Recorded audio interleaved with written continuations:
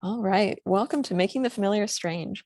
My name is Ali ZimmerMas, and I'm Tri-Faith's Education and Program Associate. In this program, I'm here to welcome you, to remind you of how Making the Familiar Strange works, and to assist our special guests in whatever ways they prefer. Also, I wanted to mention that I know we're in the month of Ramadan, the week of Passover, and the season of Easter. So all of us at Tri-Faith want to wish those of you who are observing special holidays or seasons a blessed and meaningful experience of that, whatever that looks like for you. So let's talk a little bit about our goals before we get started. Remember that the goals of this program are to take a look at Abrahamic stories together and to take on new perspectives by looking at familiar, or for some people, less familiar stories with fresh eyes and new points of view. Today, we're very happy to be joined by Ramazan Kilinç of American Muslim Institute, who will share his perspective on the Quranic story of Abraham sacrificing his son. But first, remember that our rules in this program are to be respectful, to reconsider what assumptions you might be bringing to this story, to speak from your own point of view rather than on behalf of a larger group of people. So remember those I statements. And keep in mind that in looking at these nuanced stories, we're all trying to hear and consider a new perspective that might differ from our own. And it's okay if we don't completely agree with it. So next month on May 17th, we'll have Nate Shapiro sharing a Jewish perspective on the story of Adam and Eve's departure from the garden in the book of Genesis from the Hebrew Bible. But so we hope that you'll join us then too. But for today, as I mentioned, we'll be hearing Ramazan's perspective on this story from the Quran. He's asked me to help him keep an eye on the chat and to let him know about any questions or comments you post in there, especially if he misses them, and particularly when things are opened up for discussion. At those points, please feel free to participate in whatever way is most comfortable to you, whether that's through the chat or by unmuting yourself. And Ramazan has said that he's flexible about how people like to participate. So please don't be afraid to get involved in the conversation, like I said, in whatever way is comfortable for you. So now, Ramazan, I will hand things over to you to introduce yourself and to get started.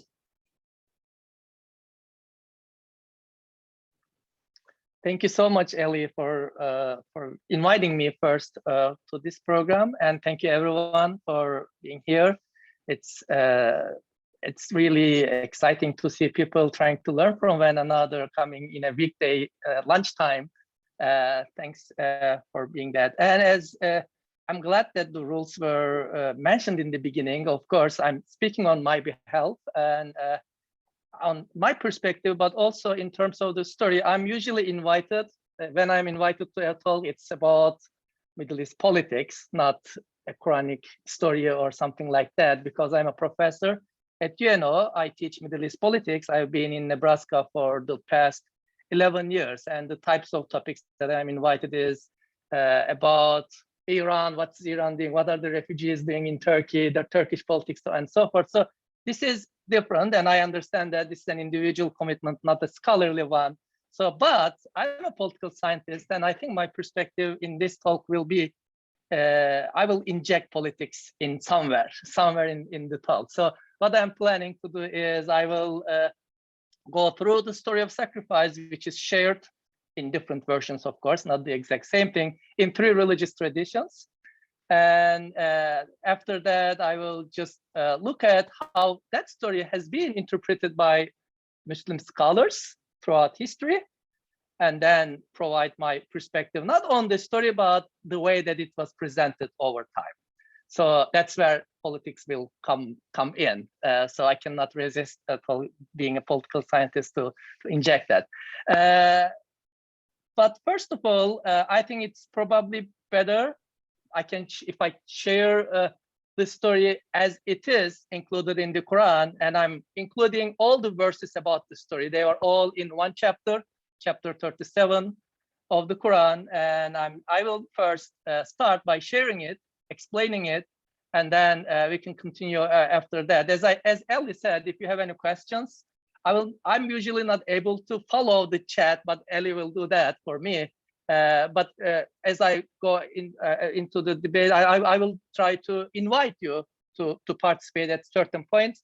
But if you still have questions, feel free, to ask through chat and or through directly jumping into the conversation.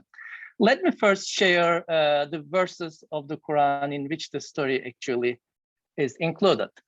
Sorry for the long PowerPoint thing, but I just wanted to include the story. I will just read this out first.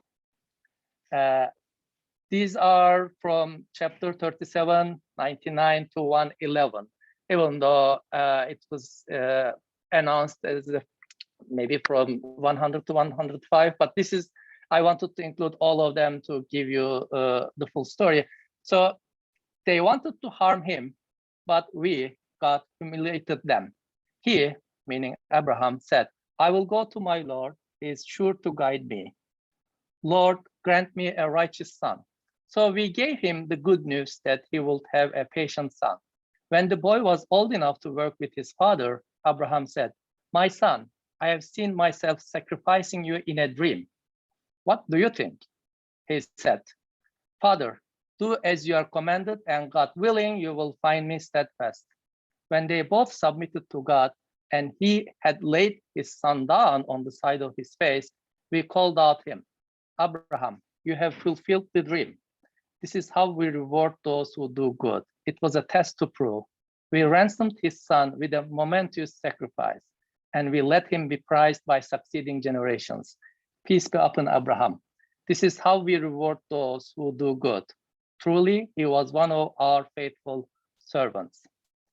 So in this story, we basically see that Abraham sees a dream, and in his dream, he's sacrificing his son, and he goes to his son and asks him his opinion. He says, my son, I saw this dream. What's your opinion? And the son willingly accepts to be sacrificed.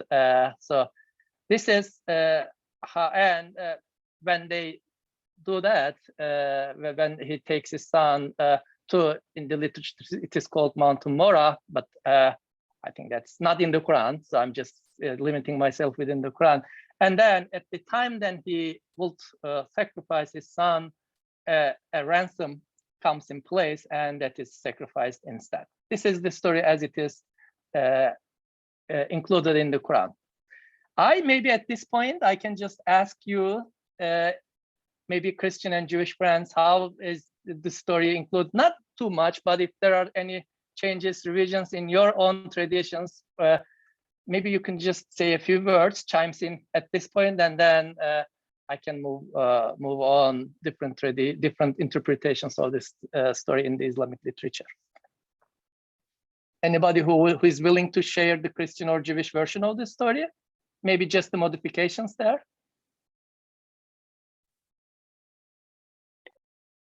This is Kathy, and Okay. I don't know if it's Christian or Jewish, but it's my understanding growing up that it wasn't known to Isaac where his father was taking him. Mm-hmm. I don't know if that's true for everyone, but that was my belief. Mm-hmm. Okay, thank you. Thank you, Katie. Okay, is that the only difference? Are there any other differences? I'm learning, I'm asking to learn, and maybe it can influence the way that it is interpreted in different traditions. I'm not sure. This is Nancy Berenger. I don't recall that there was a dream of a sacrifice that preceded the event. Mm-hmm. In Okay. Christian. He was commanded. Was he commanded to sacrifice him directly? Yes, he was Okay. commanded directly to Okay. load firewood on a donkey and go up to a Mm-hmm. particular Okay. place. Okay, thank you so much. So it looks like, yeah. I mean, in the version, in the Islamic version, those details are not included in the Quran.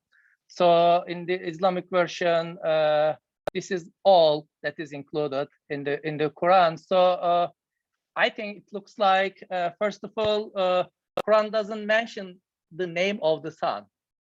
we don't know it's Isaac or Ishmael, even though Muslim tradition, Muslim scholars in the future periods, initially in the first 3 centuries of Islam, there was a debate whether he was Isaac or Ishmael.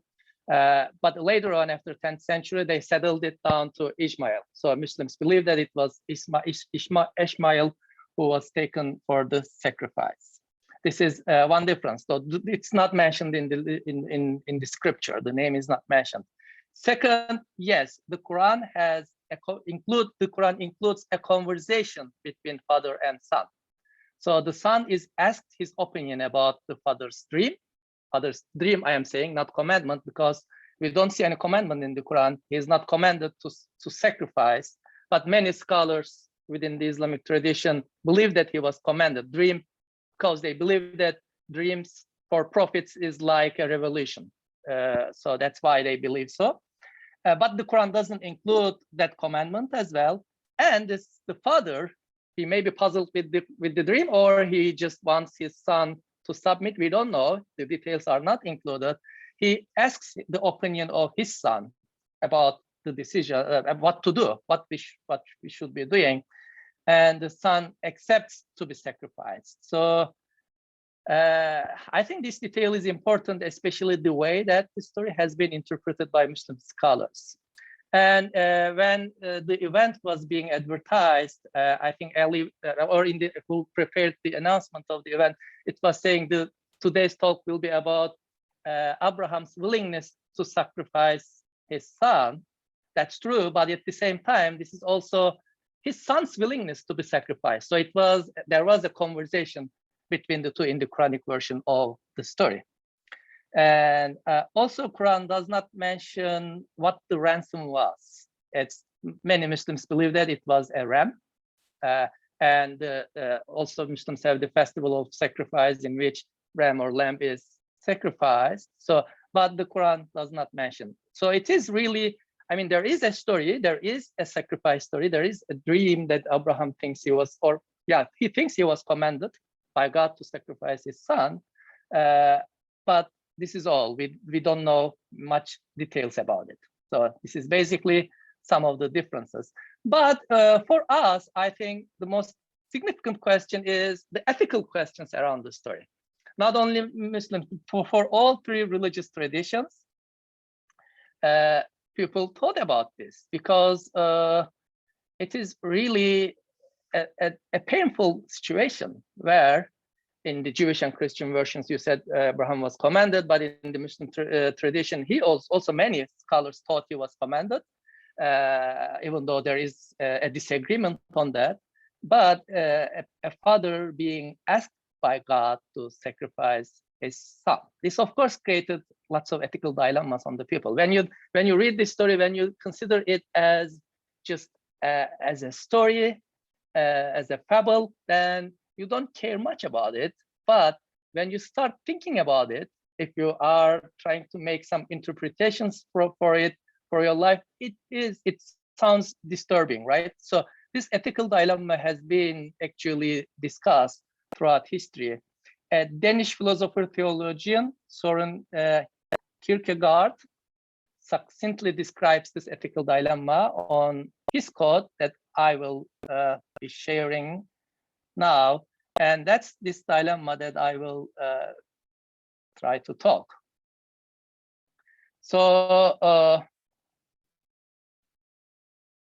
he wrote, he lived in 19th century, he wrote, the ethical expression for what Abraham did is that he was willing to murder Isaac, which he says, he uses murder. The religious expression is that he was willing to sacrifice Isaac. So he's talking about the Christian version, but I mean, if you are just taking some lessons, we have a similar interpretation in Islam, so it doesn't matter who the son was. But in this anguish lies the contradiction that can indeed make one sleepless. So how can God ask one of the prophets to sacrifice his son, which is, at least in Islamic perspective, which I'm more familiar with, which is not allowed, and it's against any rules and norms of religion. And I think, I assume, and I probably it is the same for Christianity and Judaism, right? So it is this dilemma that people have discussed, philosophers, theologians have discussed throughout the history. So in my presentation, I will be looking at how some Muslim scholars interpreted this story and how they see it, what lessons they take it, and then in the end, after that, I will try to share my own perspective. I think in the Islamic history, we have two versions of interpreting the story of sacrifice. As I mentioned, Quranic narrative is not entirely clear. We don't know many details about it. There's no like, I think Nancy was talking about donkey, fire, knife. Those details are not included in the Quranic version. So, and interestingly, it's also not written clearly that Abraham was actually commanded to sacrifice his son. It was just a dream. And but you can think, if it was just a dream, why would an important figure like Abraham took it seriously to a point to sacrifice his son? If it was a revolution, then if it was a revelation, I hope I'm pronouncing correctly, why would he consult his son? If God commands him to do so, why is he talking to his son and gets his opinion? If he's a prophet, then if it's an order from God, shouldn't he have implemented that, right? So this dilemma really led two types of interpretations in the Muslim tradition. In the first one, which is usually led by a very famous medieval commentator, Fakhruddin al-Razi. So they think that in this scenario, they think that Abraham was indeed commanded to sacrifice his son. And he thinks that maybe the dream in itself cannot be the case, but he should have got another light or another sign from God, so that he knew that he was commanded to sacrifice his son. So to him, Abraham might have received an additional layer of revelation to sacrifice his son. So, but he also thinks that at the moment that he was about to sacrifice his son, God abrogated this command by sending a ransom instead. So to Razi, God used the command to grow Abraham. I mean, not to harm him or not to harm his son. It was just a test. And after this test, Abraham just demonstrated that he submitted himself to God. And this is actually the most dominant interpretation of the story in the Muslim world and among the Muslim scholars. But this is not the only way to interpret. There is another interpretation which was more common in the first centuries of Islam, but over time it was pushed behind. So according to a second view, God never commanded Abraham to sacrifice his son. As you see, it's not written in the Quran. And the scholars in this genre think that this is against every principle that religion and reason puts.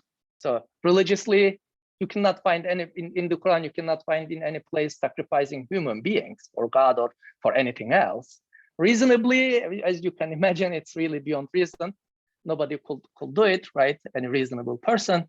So these scholars think that, or argue that, God never commands something detestable. And Abraham being commanded with something that is otherwise a sin does not make sense to these scholars. So indeed, this is why they argue that this is why God actually saved his son from Abraham's misapprehension by sending a ransom. It was not God was changing his command, but it was God was actually saving the son from father's misunderstanding of the dream that he saw, they argue. So to these scholars, simply, Abraham misinterpreted his dream, and God intervened to fast the actions that followed this misinterpretation. I hope this is clear. But they also, both sides believe that God tested Abraham, but the first group of scholars think that God tested Abraham's submission. But the second group of scholars believe that God tested Abraham's knowledge, interpretation of his dream, and intervened to save both Abraham committing a big sin, but also his son. But in these scholars, one of them, a very famous Sufi scholar, Ibn Arabi, who is very famous 13th century scholar in Islam. So these scholars are criticized by the first group. Prophets are sinless, so it's so if they received a dream and if they thought it was a command, probably it was a command. But anyway, these are the two ways to interpret the story. So maybe here I can also pause a little bit to give people some voice. If you have any comments or if you want to share how the story in your tradition is interpreted, maybe you can chime in. Is it interpreted to test Abraham's submission or knowledge, or what are some of the ways that it is seen in your traditions? If there are any thoughts on this, we can we can make it a little bit more interfaith as it is. I'm not sure if it is the call, but yeah. Anybody who wants to, if there are any questions, I can also go through it, but maybe Jewish and Christian interpretations. Yeah.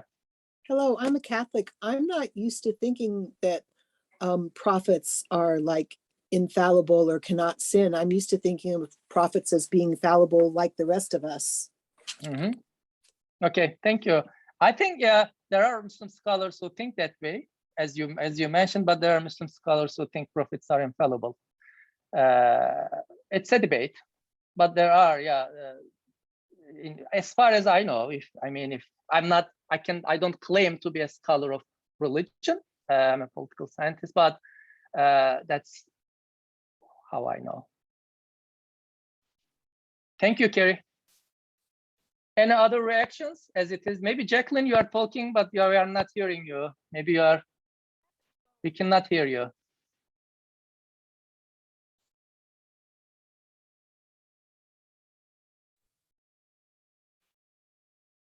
Oh, sorry, Jacqueline. It seems like there might be something with the connection between the microphone and Zoom that isn't quite working. Okay. If you put something in the chat, then I will help you voice that. But there's also something from David Newberry in the chat that I'll mention, Sure. who says, there was a witness to what I think was the command, the son, who told his father to basically obey or follow what God had commanded. The son may not have liked it, but he wished his father to be faithful. I think this is supposed to say to Allah. So that's what David says. And Jacqueline might be typing. I can also mention what I have heard, unless somebody else wants to chime in first.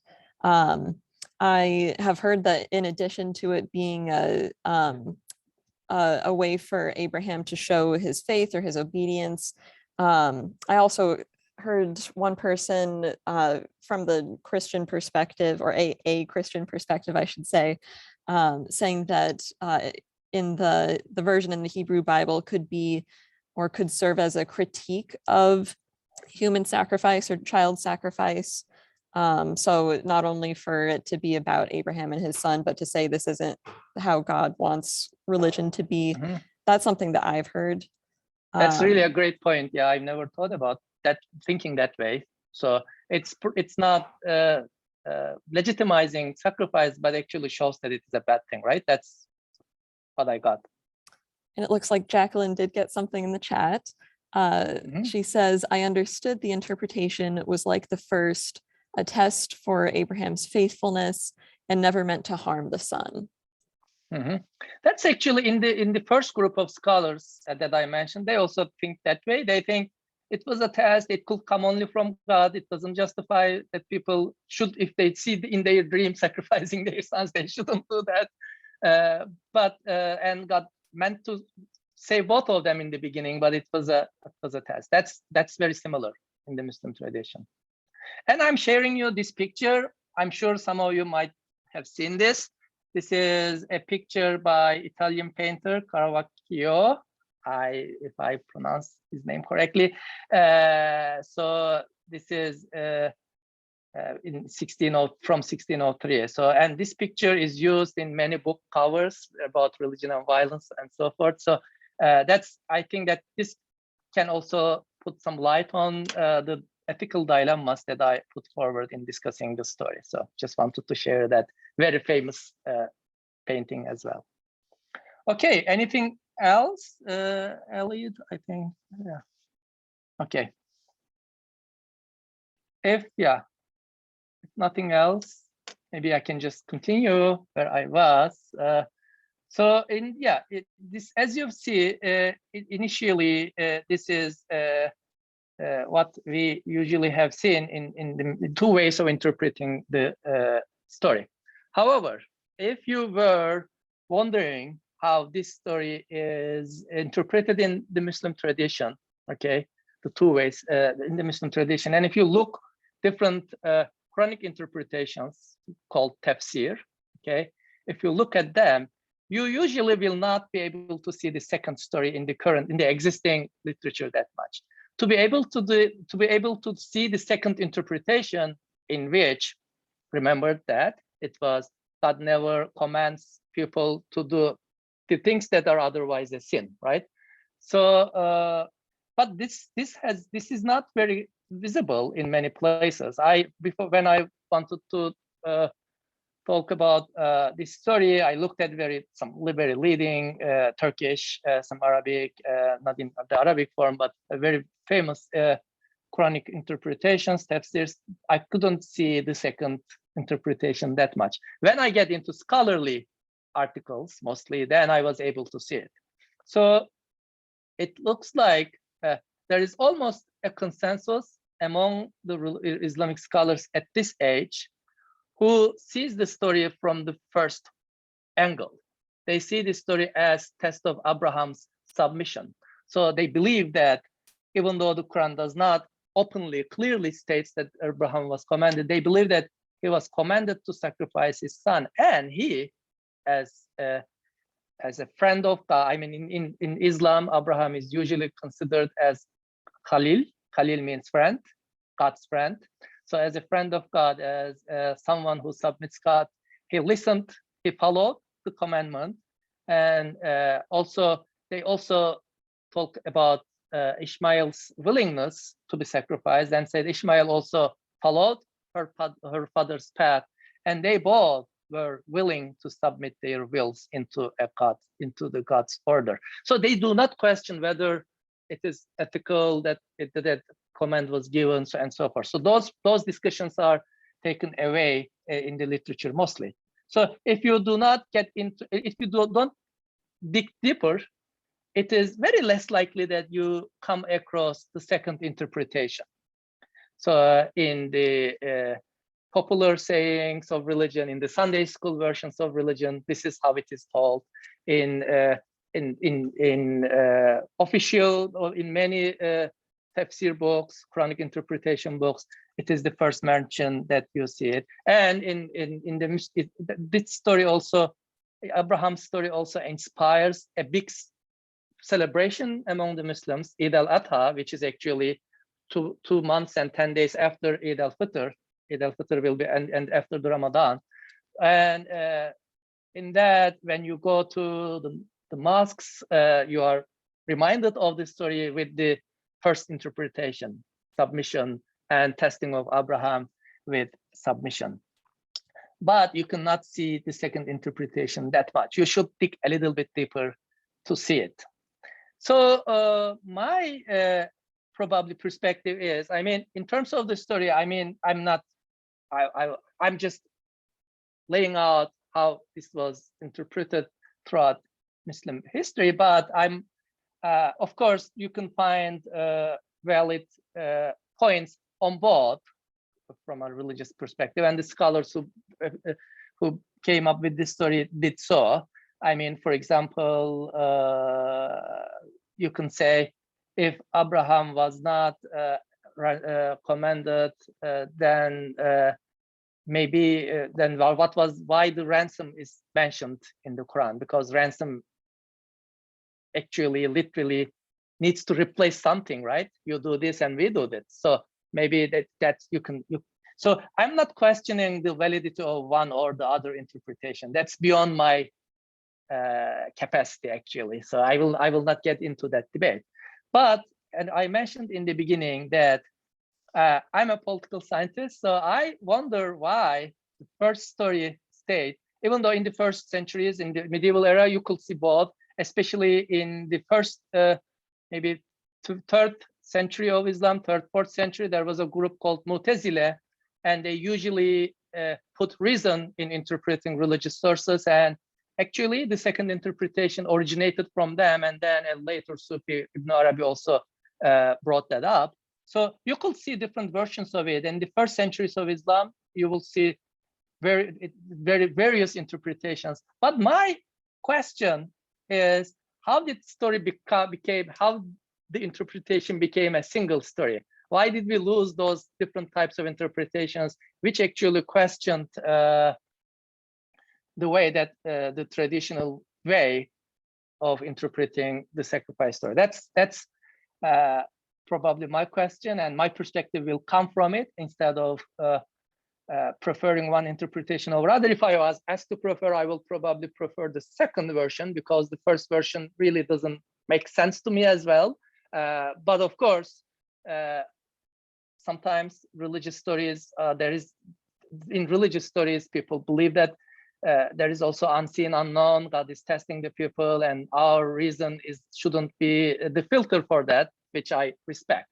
But my question is, how did we became to this point? When someone wants to do a research on the sacrifice story, a regular Muslim, without digging deeper into the story, why they do not come across the second version? So that's basically my question. But before I maybe talk about it, is there any questions, clarifications, anything that I should wait for, or should I just go switch to my own perspective on why it was eliminated? I have a question. Sure. So one of the people said that they don't have the tradition of prophets being perfect, which is also, I'm from the Jewish religion. We do not have a perspective of prophets being perfect. It seems like if that is an overarching value, the perfection of the prophets, especially a prophet Abraham, then you have to minimize the number of interpretations that don't align with that value of a perfect prophet. So I guess my question is, where does the idea that the prophets are perfect come from? Okay, very good. That's a complicated question to me, but first of all, it is not a settled thing, among the Muslims. There are definitely those scholars who brought the second interpretation, think that they are not perfect. Okay, and also the current scholars. And a scholar, for example, who wrote on this story, Esma Barlas, who is a religious studies scholar in the United States, actually. She, for example, will probably also contest that. So, but here is, I think my question, Jonah, right? My question, Jonah, is very relevant to your question. I mean, nowhere in the Quran, to my knowledge, writes that prophets are perfect and they can never make mistakes, okay? But there are interpretations, again, two types of interpretations. On the one side, they are, I mean, very respectful to the prophets and all of us, but I mean, but they see prophets as infallible, in Arabic, ismet, okay? So they don't commit in sins. But this is not something settled on the stone type of thing. It's just interpretation. And the second group thinks that they can also make mistakes, and in some they say, instead of being mistake, a word called zelle in Arabic, use like very light mistakes. In this case, it is not a light mistake though, right? If there was a mistake on Abraham's, it is not a light one. It's really a terrible mistake if it was a mistake and if he had done so. So, but maybe I can combine your question with mine and ask why those people who think prophets are infallible dominated. I mean, because it's not written in the Quran, it's open to discussion. But if you look at the very conventional thinking in Islam, in Islamic sources, you see many scholars who will see that. So I think this question and my question have a similar answers, which I can get into if there are no other questions. It looks like Jeremy Fricke from Tri-Faith Zone staff put something in the chat. I can read that, or Jeremy, do you have any interest in saying it out loud? I don't know if you're in a place where you can talk. Sure. I and I know this is a little off of what we were exactly talking about, but just thinking about the differences in how it plays out. You mentioned earlier that Abraham receives the dream in the Quran, and it's unclear exactly where that comes from, and that brings up part of the interpretive discussion. And he's kind of stopped by God speaking to him more directly, as far as I understand. In the Torah, God directly commands the sacrifice, but an angel stops Abraham. And I'm wondering, I know this is a little bit tongue-in-cheek here, but the author of the text don't get paid by the word, right? It's interesting to me that itself is different. Who decides to command and who decides to stop, or who is sent to stop and who is sent to command. I have no interpretations of that, but I'm just wondering if you notice anything about that and whether that means anything to you in this story. Okay, if I understood correctly, you are saying, Jeremy, that in the Quranic version that it is not commanded created the debate. Is that what you are saying? It doesn't appear, at least when I read it, that it is directly commanded. 100% for sure. It is a dream, and it can be interpreted as a command, but it's not as explicit. Yeah, majority of the scholars, especially today, I mean, in the first centuries, there were some debate. Even in the first centuries, there were debates who the son was, Ishmael or Isaac. And after 10th century, that debate also ended.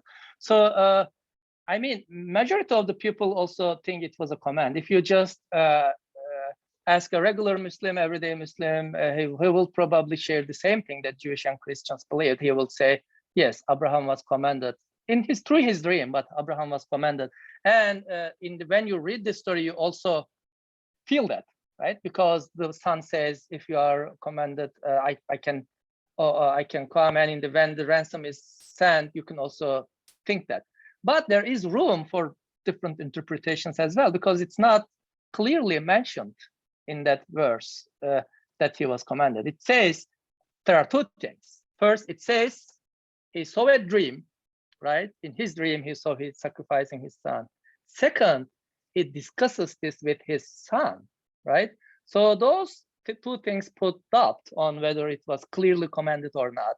And the scholars of the second genre actually focuses more on that. And they say they don't find it reasonable that Abraham was commanded by God, because they say in the validity of the Quran, in the wholeness of the Quran, it is difficult to reconcile this command with the whole message. That's their starting point. So, but if we come back to my maybe the way that I interpret, I think in the Muslim history, if you look at the Muslim history, one of the things that we see, especially after 10th to maybe 13th century, we see that Muslim monarchs really had a big control. This is where politics comes in. Had a huge control over how the religion has been shaped. Because initially there were also an attempt to that, but after the 13th century, the production of religious knowledge was somehow monopolized by the state. Especially, I'm from Turkey, and Turks have a big part in this, not only them, but it's starting from the Abbasids era. So we have seen that the religious, by that time, there was an expression called Sunni orthodoxy. There was the religion was somehow shaped in a form and some different opinions were somehow marginalized after that point. And religious schools have been funded mostly by the state, and the states actually appointed the highest level religious scholars, which is called usually Shaykh al-Islam. And so the religion and politics were somehow matched very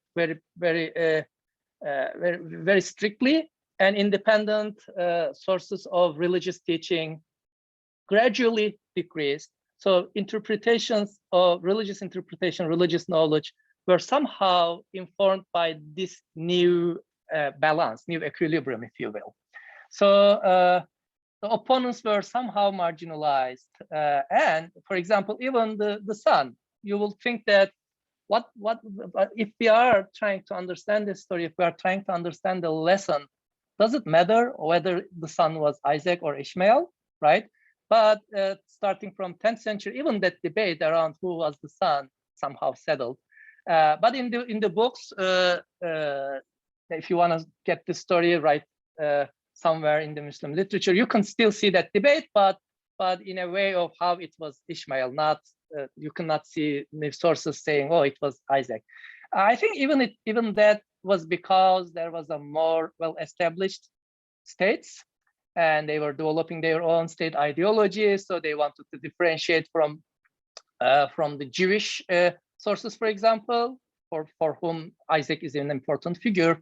Arabs claim to be the descendants of Ishmael, for example. So even that became a single story after 10th to maybe 13th century. So then the story is somehow used to generate obedience to authority, because in the first version, in the sacrifice version, obedience to authority is more pronounced. In the second version, it is somehow questioning what you have seen, and it's a more reason-based explanation. So this is just an example, this story. But if you look at how the Quran was how the religion was interpreted in the Muslim world after the 13th century, you see less diversity, more a common story, supported by the state, funded by the state, and in which you can also see criticizing the authority is minimized. Yeah, you can say that in this case it is God's authority, but once you criticize, I mean, so it shouldn't be criticized, and that meaning it shouldn't actually limit people to criticize their rulers. But if you take all types of interpretations and how religion was somehow defined after it became a kind of state-controlled entity, you see different versions of this in different stories in different religious teachings. For example, there is a very famous, in quotation mark, hadith among that Muslim rulers really love. They say one moment of anarchy is worse than 100 of tyranny. They think that it is a hadith, but it's really difficult to find the sources. And these types of religious teachings have increased among the Muslim in the Muslim world after religion became really under the full control of the state, after religious education became under the full control of the state. And I think, and some scholars also think this way, this is not my original idea, that this is really, this might have an impact on different ways of seeing this story. And when you make religion in a more authoritative tone, I mean, it actually serves to those type of people who follow an authoritative tone. I think, I know this is a little bit stretch and vague, but I believe that this, and among many other scholars, this might have played a role in this transformation of many stories, different approaches. So some Muslim reformists, for example, today, when they speak on different topics, they usually go back to that era in which there was more multiple voices, and they try to find legitimacy in that place. But for so long, when religion was controlled, when religious education was controlled by the state, we have seen this this type of ossification of the thought. For example, let me give you an example. in Islam, we had some reason-based philosophers who lived in the medieval era. One of them was Ibn Sina, or as it is known, Avicenna, in the West. For example, there were many Muslim scholars who were influenced from them. They were more philosophy-based scholars, influenced from Aristotelian philosophy. But later on, you see them disappearing from the scene when religion became really under the control of the states. But at the same time that Muslims had those more reason-based scholars, philosophers, Jews, for example, had Maimonides, for example, who lived in Spain under Muslim rule. He continued those philosophies, and I think those types of more reason-based philosophies lived in the Jewish tradition, maybe because they didn't have a state which controlled for so many centuries, which fully controlled the production of knowledge. I think state involvement in production of knowledge, maybe sometimes, most of the times, to protect the rulers, not religion, even though that is usually the excuse, really makes religion less viable, less rich, and decreases the richness of different thoughts in the religious interpretation. Maybe I should pause here because we have very limited time. If anybody wants to chime in, we can let them do so. Ellie, is there any messages that you would like to? Well, we have some enthusiastic messages about how you are combining politics and religious interpretation. It sounds like people are really enjoying your perspective on this. I know I had a little question, unless somebody else, I don't see other people unmuting yet to ask their questions or make their comments, but I was wondering, since political science is your thing, and you mentioned the history of the state-controlled religious education. Does the state continue to control religious education in a number of Muslim majority countries, or is that something that's largely changed, or how does that play out now? Yeah, yes, yeah, the state keeps controlling the religious education in many Muslim majority, in almost all of them, actually. In Turkey, for example, it claims to be a secular country, but it has an organization called Directorate of Religious Studies, Directorate of Religious Affairs, which actually publishes books, do research. And in Turkey, for example, religious education outside of the state is legally, I'm saying legally, not allowed. For example, as a private person, you cannot open a religious school. Only state can open religious schools. Even though there are different religious movements, groups, they do it, but they don't do it openly, like indicating that they are having a religious education. So, and in many places of the Middle East, there are state-owned religious entities. In Egypt, for example, Al-Azhar is considered as the source of religious knowledge production. So that's usually the case in many places. Maybe in 2014, we invited a scholar called Azize El-Hibri to speak at UNO. I am the director of Islamic Studies program at UNO, and at the time we invited her, and she has a very progressive views on how to interpret religion. And she was saying, if there will be a more progressive view of religion, if we want to emerge, it probably will emerge in a non-Muslim country like the US or Europe, because they don't care about what type of religious production you are producing. It's really very less likely that this could happen in a Muslim majority country in which every state has their own official view of religion and then tries to impose that. That's unfortunately the case in many Muslim majority countries. Even not the most, but even Turkey, which claims to be a secular state, you see that, and that's very typical. That's really interesting. Thank you. I saw that Jacqueline also voiced her appreciation for this in the chat and said, connected it to the separation of church and state that it sounds like she enjoys in the US. So yeah, any other contributions from others? I don't want to take up too much space. I have a question. You mentioned that in the 10th century, there seemed to be a minimization of the diversities of minority opinions. So what happened? What's happening in the 10th century that seems to be a closing of opinions? That's a very good question. As a ruler, I mean, we political scientists believe that rulers act almost for interest and maintain power, stay in power, and so forth. As a ruler, probably all the rulers until that time wanted to control everything, especially religious production, religious knowledge production, because their legitimacy rested mostly on those ideas. We are talking about medieval period, right?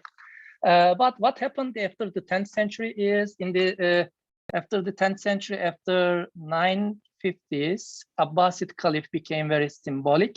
Abbasids were ruling most of the Muslim lands, not all. Spain was ruled by still Umayyads, for example. But anyway, when they a new group called Buyids actually conquered Baghdad, and the Abbasid Caliph became a symbolic figure. They kept him, but politically they controlled Baghdad, and they controlled the Muslim world.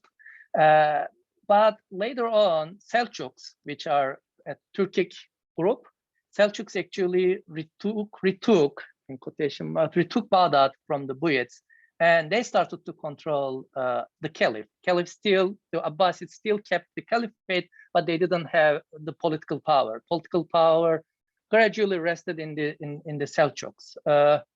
And one of the biggest reforms or movements that a very famous Seljuk vizier, not the king or the ruler, but the vizier, Nizamul Mulk, was opening madrasas, religious institutions, religious teaching institutions in very major Muslim cities, which were supported by the state. Until then, mostly rich people were supporting, communities were supporting religious knowledge production, and he gave prestigious posts to the scholars. And but after that, I mean, since first there were threats to the Caliph, as was seen in the Buyid era. So and the Turks were they had more centralizing tendencies, and they had more control of that. Also, another thing that emerged was Buyids were coming from a Shia background, even though they didn't put a Shia Caliph at the time. And also in the Central Asia, where Seljuks originated, there was a group called Ismailis, a different shape of Shias, which still exist actually. And the state actually somehow marginalized those groups and created a kind of security, fear of being taken over, and so forth. They all came together to somehow justify, because religious scholars also considered state as the protector of what we could call Sunni orthodoxy. This is the essence of our religion, and these conquerors, these rulers are actually protecting it from threats like Ismailis, for example, in quotation mark, or threats was in quotation mark. So they were actually, there was some room for the religious scholars actually to submit to a political authority, to work with a political, not to submit, but to work. It's a kind of alliance between religious scholars, which is called ulema, and the state. And so that's the political context which changed after 10th century. I know I spoke a lot, but the conditions changed. But this doesn't mean that before 10th centuries, rulers were not trying to have a full control. They were, as they should be doing, probably from the very nature of politics. Thank you. You're welcome. But the conditions after 10th century made that kind of a fusion more possible and more viable.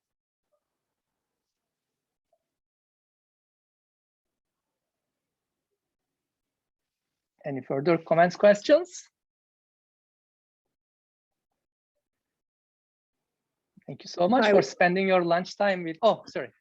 I wonder if the story that the Christian text is a result of following your political line of thought, is a result of the power of the Roman Catholic Church pre-Reformation, where they were trying to control also the story. And we're also interested in submission of everyone. It's a power thing. That's a good point. I don't know the answer. Maybe there are Me other neither. people who knows, but yeah, that's a good point to compare what I thought with your own tradition. So